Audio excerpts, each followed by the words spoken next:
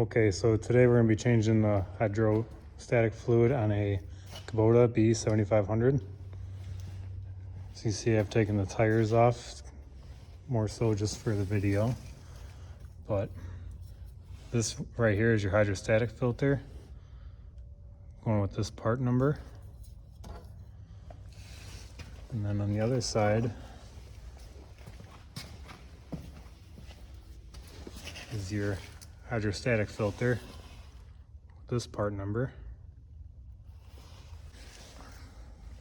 There's also a filter and screen that you have to take out and clean, which is right here. It's shown on page 65 of your manual.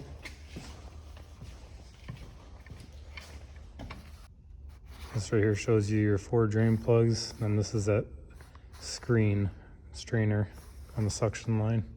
As you can see here, we have the b7500 hydrostatic, holds 3.3 US gallons. All right, now that we're underneath the tractor,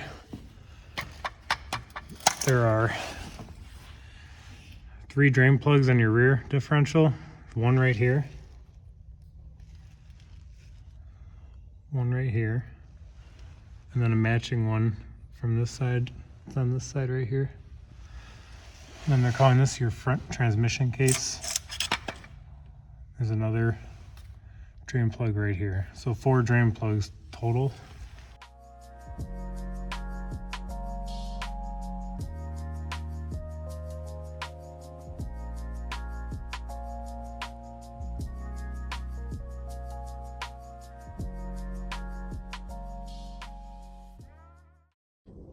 So it's kind of hard to tell because this bucket's pretty dirty. This is the waste hydraulic fluid. You see all the metal shavings down there? From what I read online, it's pretty common.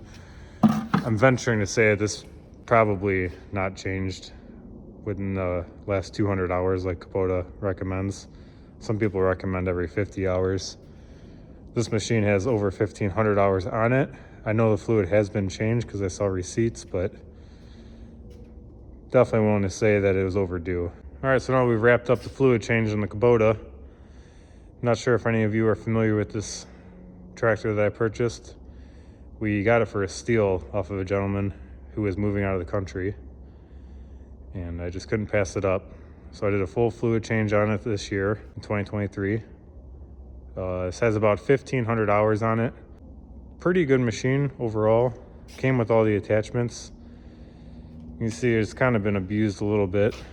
Front hydraulics are all smashed up. I just replaced all these hoses because they were rubbing everywhere and they were getting ready to blow through where they were rubbing at. But other than that, it fires right up. This is the hydrostatic unit.